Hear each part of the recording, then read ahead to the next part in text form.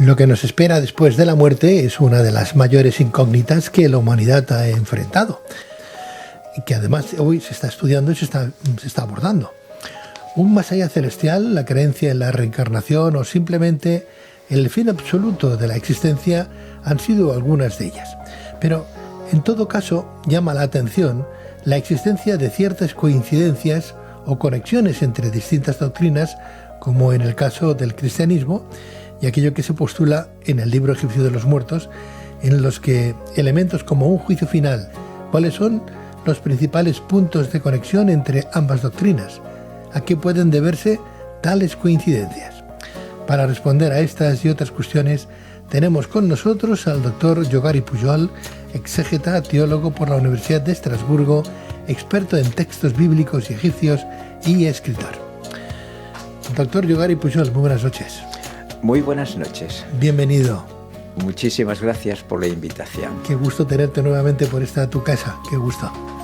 Bueno, pues a ver si estoy a la altura de lo que me piden. Bueno, pues hablemos. Algo que ahora está de moda, que es kilómetro cero.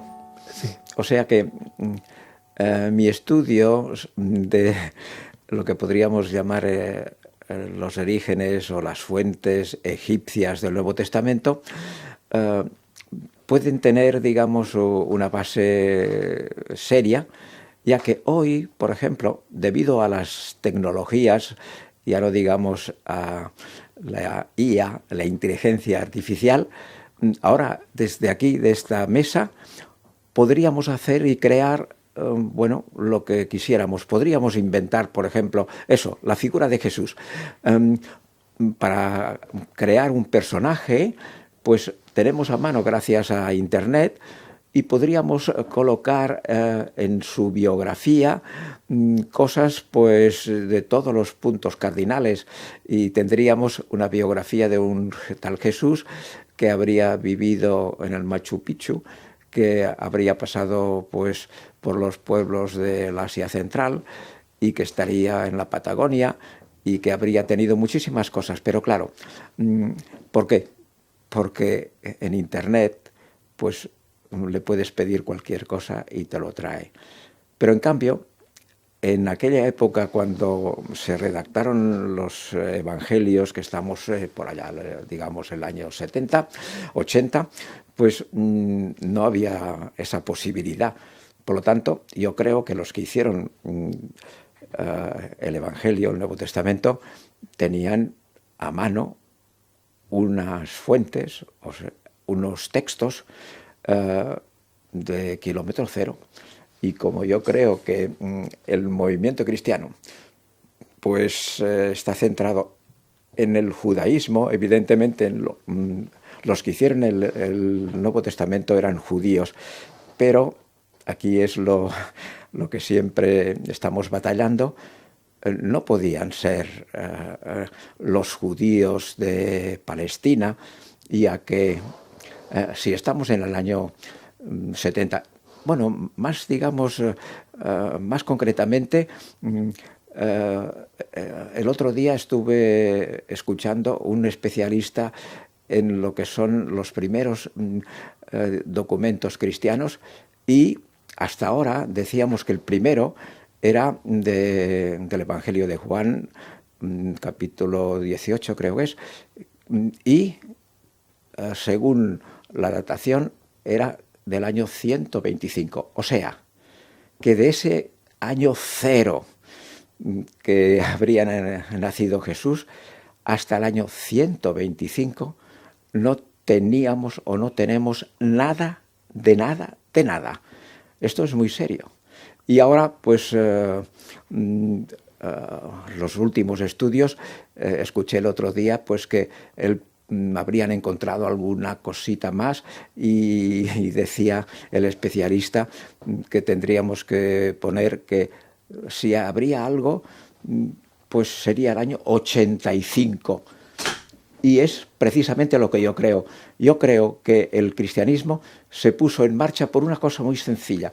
Y luego explicaremos precisamente eso del tema ese del libro de los muertos. ¿Qué pasa con el movimiento cristiano.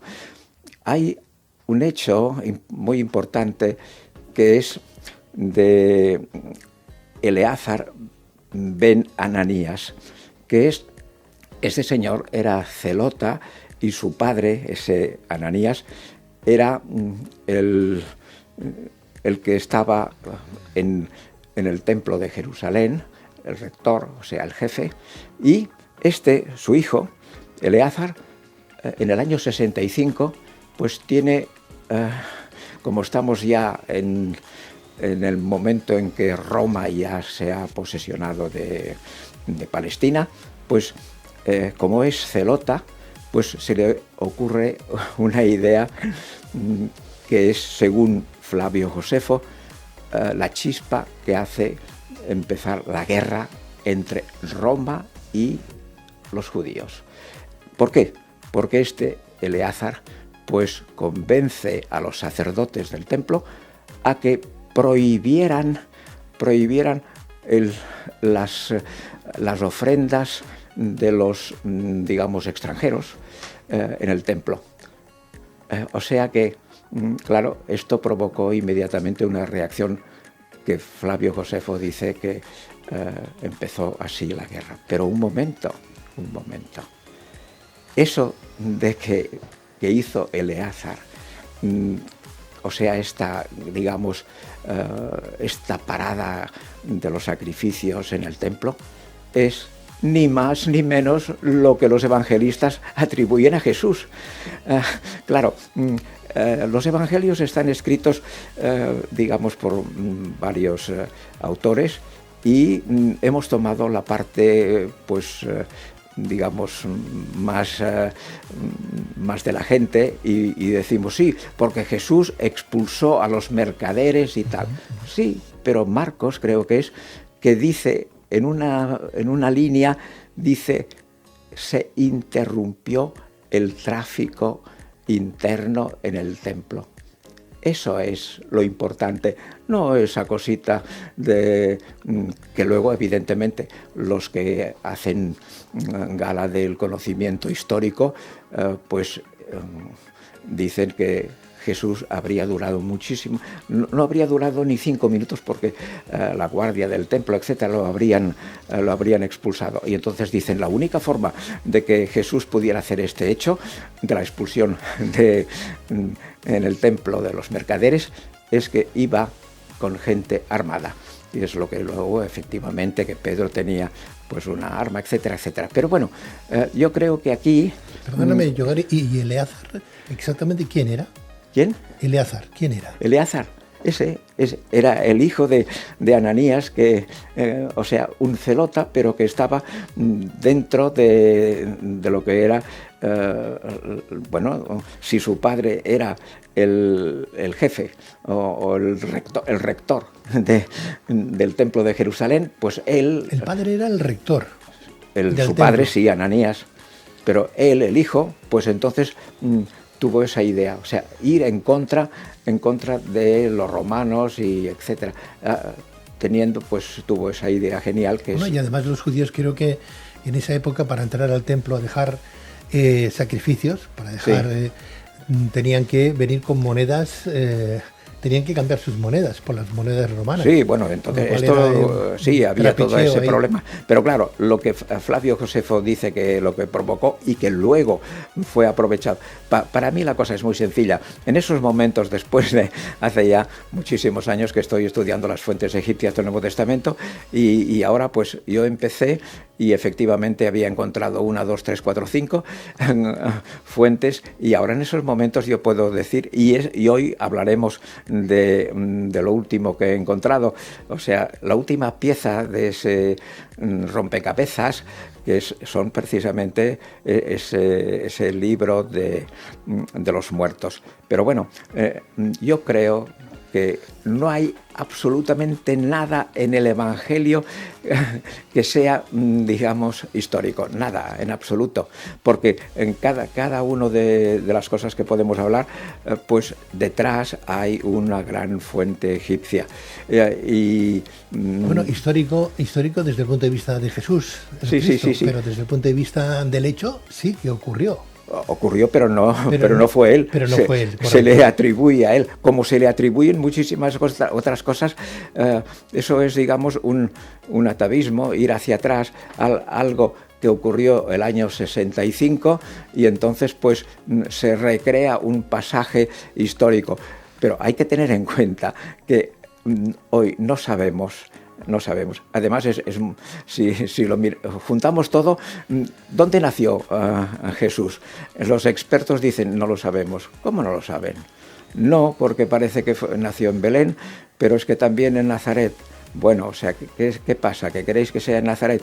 ¿Cuándo nació? ¿El año 0? No, porque Herodes nació en ese año 0, digamos, y entonces Jesús, como ya había nacido, ¿no? Pues nació el año menos 6 o menos 8, ¿vale? Pero luego tenemos por otras fuentes que hubo el censo de Quirino, pero el censo de Quirino es del año 8, o sea que entre lo que... Entonces Jesús o ha nacido el año menos 8 o más 8, o sea, ya no sabemos ni dónde ha nacido ni cuándo ha nacido, o sea que, bueno... para decir que estamos en una situación en que pisamos en falso. Pero bueno, pues entonces... Perdona, me dices que estas notas están referentadas de alguna manera por Flavio Josefo, y que es un referente desde el punto de vista histórico sobre el cristianismo, ¿no? Con lo cual hay que hacerle caso. Si hacemos caso a ciertas cosas, también tendríamos que hacer caso a lo que estás contando, ¿no? ¿De qué tendríamos que hacer caso? De lo que acabas de decir. De eso de que...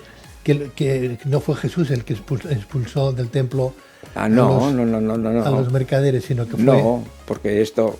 Pero ya ¿Esto lo escribe este hombre, Flavio Josefo? No. Flavio Josefo dice única y exclusivamente que lo que provocó la guerra fue el hecho histórico de Eleazar. Eso sí, pero lo otro pues fue recuperado para hacer eso, el Evangelio. Pero muy bien, o sea, estamos en esta situación y entonces, ¿qué ocurre? Ocurre que en el momento en que empieza la guerra Flavio Josefo, pero al final, bueno, ya sabemos que Flavio Josefo era sacerdote y había ido a Roma a defender algunos sacerdotes judíos, etcétera, y entabló amistad con personas importantes, con una mujer de allí, de Roma, etcétera. O sea que Flavio Josefo era conocido por los romanos, lo que le salvó la vida. ¿Por qué? Porque en el momento en que empieza la guerra, el ejército romano evidentemente que va siempre por los puntos débiles, o sea, por los flancos, y empezó por Galilea. Y entonces él, pues si era el jefe, digamos, el general de la defensa de Galilea, duró muy poco. Y él, juntamente con 3 o 4 o 5, digamos, subalternos o jefes de tropa, pues es conocida ya la historia de que estaba escondido en una cueva y entonces él mismo dijo, si salimos nos torturarán o nos matarán. Por lo tanto, es mejor que lo que hagan, lo haremos ya nosotros, o sea que podéis empezar a suicidaros, pero ya que está prohibido, pues mataros unos a los otros. Y es lo que explica, y al final, cuando quedaron 2 solos, tú y yo, pues él dijo, bueno, no nos tomemos la cosa tan en serio y salgamos. Y salió. Pero claro, como lo que he dicho antes, pues evidentemente en todas las guerras y en todas las situaciones, ¿qué hacían los romanos? Como todos los ejércitos, pues enseguida las mujeres, pues ya sabemos qué podría hacer, y entonces los hombres fuertes, pues a trabajar, y los que no servían para nada, pues matar. Y si había alguno, como era el caso de ese, de Josefo, porque en esos momentos se llamaba Josefo, pues entonces evidentemente que lo respetaban y lo utilizaron. ¿Qué hicieron de él? Pues que fuera a Jerusalén y les dijera a los que estaban rodeados, les dijera, ciudadanos de Jerusalén, tenéis que saber que si lucháis contra los soldados, si matáis a los soldados, estáis atacando a Dios. Y además tenéis que saber algo muy importante. Tenéis que saber que Dios, Yahvé, os ha abandonado. Yahvé no está aquí en Jerusalén. Yahvé está en Roma. Dios ha muerto. Esto es extraordinario, es extraordinario. Y aquí es donde quería llegar, precisamente en ese momento, cuando se acabó la guerra, por allí, por los años 70, evidentemente, cuando Jerusalén fue devastada. Además, es muy interesante algo que no consta en los evangelios, cuando tendría que... Si el evangelio pretende ser algo histórico, ¿cómo es posible que Tiberius Julius Alexander, que era un judío, un judío de Alejandría, de la familia, el sobrino de Filón de Alejandría, pues era el único general judío romano? Eso es extraordinario.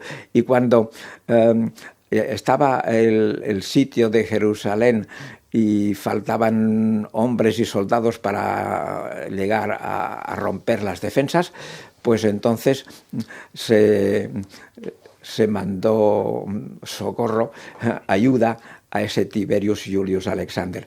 Como ven, ya estaba totalmente, digamos, romanizado. O sea que la familia, la élite de Alejandría ya se había pasado a Roma. Y entonces, muy bien, en el momento ese, pues cuando los de Alejandría descubren que efectivamente, pues claro, hay una pérdida. Es lo que ocurre siempre cuando la gente está invocando a un Dios y entonces esa ayuda no viene, pues uno es posible que abandone a ese Dios. Y en los egipcios y en todos los pueblos pues ocurre lo mismo, que nos pasamos de un Dios a otro. Pues aquí, en ese momento, yo creo que fue históricamente el momento en que nació el cristianismo. O sea, la idea de hacer un nuevo Dios. Y ese nuevo Dios, pues, es ni más ni menos que Jesús. Yo creo que es aquí. Y claro, decir eso, pues hay que siempre aportar pruebas. La primera que ha aportado es que no hay nada de nada hasta este año 85-90, que es cuando empezaron a hacer. Y la figura de Pablo, ¿qué hay que decir de la figura de Pablo? La figura de Pablo, yo he estado bastante tiempo pues estudiando esa figura y yo ya he publicado pues las fuentes de ese personaje. Pablo no ha existido nunca porque es un constructo literario. ¿Cómo se ha formado Pablo? Pues por muy sencillo, es el libro del náufrago. El libro del náufrago, esa cosa que la gente sabe, bueno, y que dice la caída del caballo. La caída del caballo es porque, bueno, no sé, en el 1800, no sé cuánto, algunos artistas, pues hicieron esto. En el Evangelio, pues no habla de ninguna caída, pero sí que efectivamente, del caballo no, pero sí que habla de esto, que en el momento que Pablo, cuando estaba persiguiendo a los cristianos, pues va de camino a Damasco y allí se aparece Jesús y le dice: ¿por qué me estás persiguiendo?, etcétera. Pero esto está calcadísimo del cuento del náufrago, porque es exactamente eso, de que ese náufrago, que al fin y al cabo no sabemos su nombre, porque es, digamos, una representación de lo que podríamos llamar, ha pasado en el Génesis, la figura de Adán, pues ese personaje, pues entonces se encuentra con una serpiente. Esa serpiente que es ni más ni menos que Amón Ra. Y ese Dios, le dice, ¿cómo es que estás aquí en esa isla? Y esa isla no es cualquier isla, es la isla del Ka, o sea, la isla del espíritu. Pues entonces, ¿qué ocurre? Que el náufrago dice, hombre, por favor, yo estoy aquí porque he tenido un naufragio, mi barco está completamente destrozado y yo estoy aquí a causa de los vientos. Y entonces la divinidad, Amon-Ra, le dice, estás completamente equivocado. Si tú estás aquí, no es para nada debido a los efectos de la naturaleza, sino porque yo te he traído aquí. Yo quiero que tú vengas aquí, has venido aquí, precisamente para hacer algo muy importante, que es una metanoia, o sea, una transformación de ti mismo. Y estarás aquí hasta que seas self-control, o sea, hasta que seas tú dueño de ti mismo. Y esto, esa palabra self-control, o sea, dueño de ti mismo, es la encrateia que leemos precisamente en la epístola a los Gálatas y en otro momento se ha utilizado. O sea, los que hacen el personaje de Pablo utilizan esto no solamente para recrear la figura de ese personaje que yendo de camino se le aparece la divinidad, sino que además aparece en esa palabra encrateia, son hapax, o sea, palabras 2 o 3 veces solamente en todo el Nuevo Testamento, pero que representa precisamente la gran palabra y la gran espiritualidad que quiere, Pablo inculcar. ¿A quién? La otra vez Pablo, cuando lo detienen, Félix, el gobernador, está en prisión, pero Félix le visita varias veces porque no todos los días uno tiene un prisionero que es un gran personaje, por su cultura y por todo. Y entonces Félix, la tercera o cuarta vez que visita, Pablo dice, bueno, mira, ¿sabes lo que te digo? Gobernador romano, que si no tienes el dominio de ti mismo, si no tienes la encrateia, no podrás hacer nada. Y el resultado fue que Félix nunca jamás volvió a hablar con él. Bueno, pues entonces, claro, estamos hablando aquí de algo muy importante, que es que los personajes del Nuevo Testamento han sido creados a través de fuentes egipcias. Pablo, tenemos una que es... o sea, si Pablo fue creada, esa figura, ¿los apóstoles?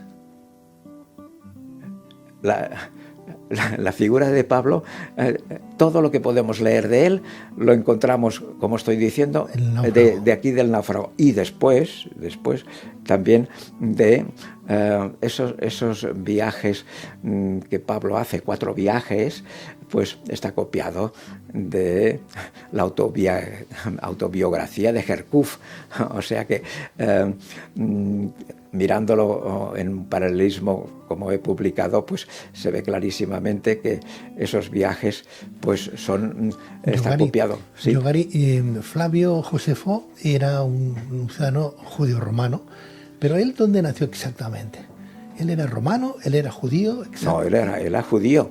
Pero luego, evidentemente, cuando se pasa a los romanos, hay ese movimiento de lo que es la élite, como digo, en Filón de Alejandría y su familia ya habían pasado a los romanos. Y ese Josefo, al principio, no, pero claro, al final, entonces se pasó a los romanos y le dieron una casa donde precisamente de Vespasiano, una casa de Vespasiano, y el gran título de esa familia flaviana, Flavio. O sea, llegó a ser general.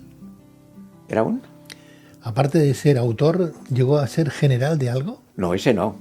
No, bueno, sí. Bueno, general, al principio él no era soldado, pero la única persona, digamos, intelectual, pues en la defensa, cuando en Galilea pues empezó la guerra, entonces él hizo, pero no, él no era soldado, el que era general, el único general era ese Tiberius Julius Alexander de Alejandría, de la familia de Filón. Pero bueno, todo esto lo estoy diciendo porque para comprender por qué en el Evangelio tenemos fuentes egipcias, pero no una, sino estoy diciendo que todos los personajes, estamos en el kilómetro cero, o sea, todos los personajes del Nuevo Testamento están sacados de textos egipcios. Perdóname, ¿sí? Que te haga un paréntesis porque hablando con otros especialistas sobre los sumerios, sí, una de las primeras civilizaciones que se convirtieron en ciudad-estado, que me estoy quedando sin voz, perdona, sí. Supongo que es el aire acondicionado, hablaban de que ellos, como primera civilización, 4.500 años, sí, estamos hablando de muchísimo, 2.000 años antes, sí, del nacimiento de Jesús, y la Biblia creo que se empezó a escribir en el 1500 más o menos, estaría más o menos por allí. Nos decían estos investigadores que los sumerios ya hablaban de esa triada de Isis, Osiris, de alguna manera, pero con sus dioses. ¿Es posible que los egipcios copiaran algo de esa primera civilización sumeria? Bueno, primeramente hay que saber la cronología, ¿no? Si claro, la cronología. Entonces, si la cronología nos dice que la civilización egipcia, pues encontramos cosas ya del año... los textos de las pirámides, si estamos ya en el año menos 2500, si encontramos en las pirámides, en el interior de las pirámides, no las grandes, sino una pirámide que se llama de Unas, pues encontramos unos textos con una teología, con una escritura, el año menos 2500, significa que muchísimos años antes se ha empezado, pues uno no fabrica una escritura. Que ¿es posible que los egipcios copiaran algo de la filosofía, de las creencias de los sumerios? Bueno, porque se puede discutir años. lo que se quiera, pero nosotros, yo por mi parte pienso que es al revés, que es al revés. Mucho más antigua la civilización sumeria. Sí, pero eso no, bueno, en fin, es igual. No sé exactamente, pero aquí entraríamos en lo que se llaman los arquetipos. Los arquetipos. Los modelos, sí. Los arquetipos son universales y por lo tanto dicen, sí, porque el nacimiento virginal no solamente fue de María, sino que fue de...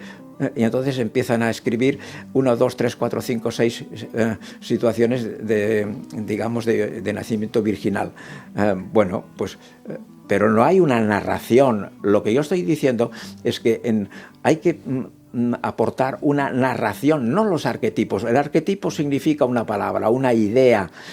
Un arquetipo, las palabras. Un modelo de lo que hizo alguien. Sí, pero eso no significa nada, porque la palabra padre es un arquetipo, como todo lo que tenemos en el vocabulario, padre, pero padre no significa, yo que soy psicoanalista, los vocablos son significantes, pero no tienen significación, no significan nada. Son significantes, entonces hay que unirlos. Y por lo tanto, en el Evangelio no tenemos significantes o no tenemos arquetipos, tenemos narraciones. Yo aporto la narración. O sea que haya...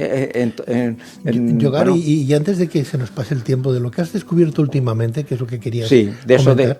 Precisamente eso de, sí, porque ahora llegamos en eso de los arquetipos, el arquetipo que puede ser universal, que lo encontramos en muchos sitios, en otros sitios aparte de Egipto, es las postrimerías de la persona humana. ¿Qué ocurre? La muerte.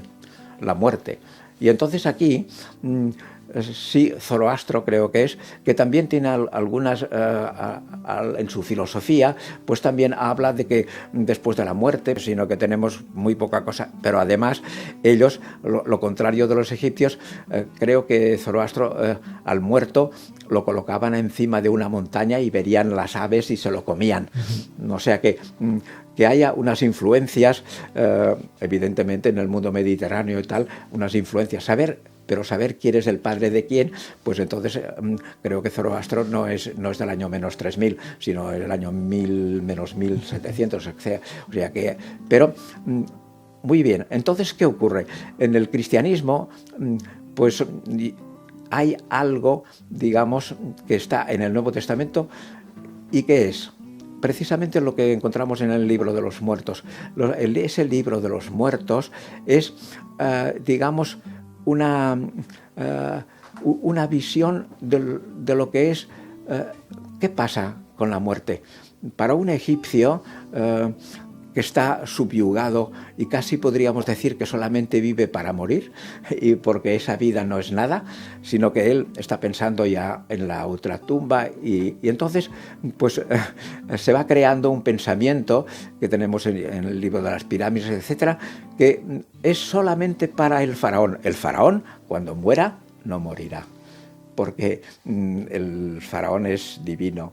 Y entonces y durante esos textos primeros de las pirámides vemos que los sacerdotes pues quedan muy bien con el faraón, etcétera. Pero claro, como hay la envidia, los celos, etcétera, y los sacerdotes pues son los que hicieron toda esa teología, ese dogma para la inmortalidad del faraón. Entonces dijeron, ¿y nosotros por qué no? Y poco a poco, pues entonces aparecen los libros de los sarcófagos y allí pues se va democratizando la idea de la inmortalidad. O sea, vamos poco a poco. Y entonces, y eso duró hasta, y entonces cuando, el libro de los muertos es precisamente un salvoconducto, o son unas normas, o son unas instrucciones, para cuando tú estás al otro lado, entonces allí ocurren muchísimas cosas. ¿Y qué es lo que ocurre? Pues, está el juicio, hay un juicio, y luego hay un veredicto, o sea que hay un infierno, o hay una gloria. Y eso todo que lo leemos en ese libro de los muertos. Además, hay que decir que eso del libro de los muertos fue precisamente los ladrones que robaron unos textos, y entonces hemos de suponer que ocurrió así.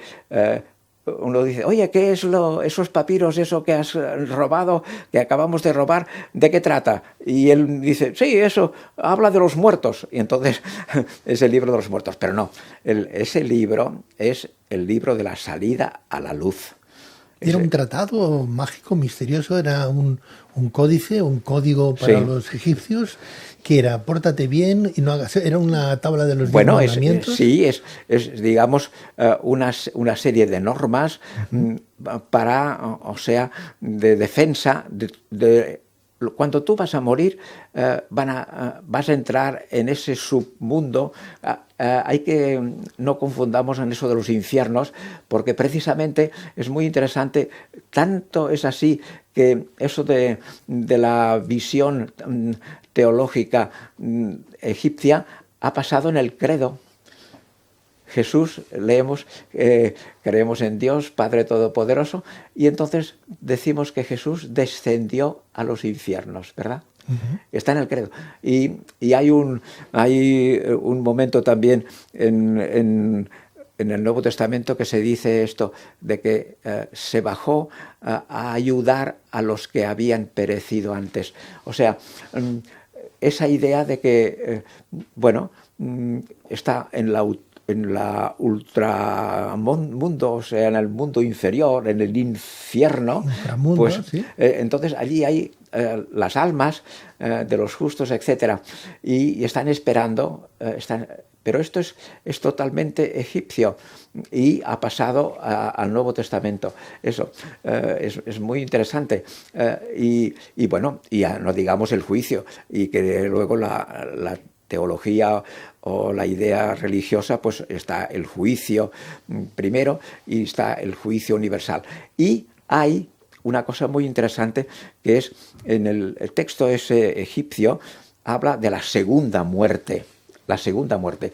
La primera es esa a la que pues una persona pues pierde ese mundo. Pero en el más allá existe una segunda muerte. Y esa segunda muerte es muy interesante, que en el Apocalipsis encontramos 4 veces que habla de la segunda muerte, y es allí donde se expresa precisamente eso que se ha calcado en el juicio de Osiris, o el juicio ante Dios, y Jesús, recordarán que Jesús dice: venid, benditos de mi Padre, o sea, a los de la derecha les dijo: venid, benditos de mi Padre, y pasad pues a, digamos, a la vida celeste. Y a los de la izquierda les dijo: malditos seáis, etcétera, id al fuego eterno. O sea que, y esto está ni más ni menos que en ese libro de que digo, de la salida a la luz, que habla de eso, de que se pesa el corazón del muerto, el corazón, y entonces allí hay un juicio, y es lo que se llama digamos, la confesión negativa: yo no he hecho esto, yo no he hecho esto, yo no he matado, yo no he robado, yo no, etcétera, etcétera, etcétera. Y en el cristianismo, pues es lo que leemos y decimos: pues si tú has visitado a un huérfano, si tú has dado alimentos, si he dado agua al que etcétera, etcétera, etcétera. Lo hacemos en positivo, pero en fin, también... Yo Gary, bien, los egipcios tenían una diosa, que era la diosa Mat, ¿no? La que pesaba las almas. Esa, sí, esa es. Y esa está muy bien especificada en ese libro precisamente de la salida a la luz. Sí. Y decía que de alguna manera, si tu corazón pesa menos que una pluma, pasarás al reino de los cielos, ¿no? Es la pluma que la define a ella misma. Te vas al infierno, sí, ¿no? Evidentemente. Sí. Bueno. En el supuesto de que todo sea una copia de estos antiguos textos egipcios, sí. Imaginemos, sí. Ya no voy a decir que estos textos tengan algo que ver con otras civilizaciones anteriores a la egipcia, que también tuviera su fundamento. No, lo voy a dejar ahí. Pero, sí. Digo yo, el que escribió estos textos egipcios tendría alguna revelación de alguien o de algo. ¿Revelación de qué? Para escribirlos. Para escribirlo. La musa de los poetas, la musa de los escritores. Bueno, pero no hay nada ¿Sabes por lo que te quiero decir? Es que no hay nada que aparezca, por ejemplo... porque alguien se lo inventó todo, y se inventó la triada, se inventó todo lo que son los modelos, los dioses que existen, etcétera, etcétera, dentro del panteón egipcio. ¿Se lo inventó alguien? Alguien sería el primero que lo escribiría. Se llama la evolución del pensamiento. Por lo tanto, eso es una evolución de 3.000 años. O sea que de alguna manera también copiaron los egipcios de los que estamos hablando, copiaron algo de hace 2.000 años anteriormente. O 1.000.000, yo qué sé, pero esto es otro asunto. ¿De dónde sacaron los textos? Pues la primera es, digamos, lo que ocurre todos los días. O sea, hay una sabiduría egipcia, hay una sabiduría popular, todo el mundo dice: sí, porque mi abuela, mi padre, el que sea, y decía tal cosa. ¿Y de dónde sacó la abuela eso?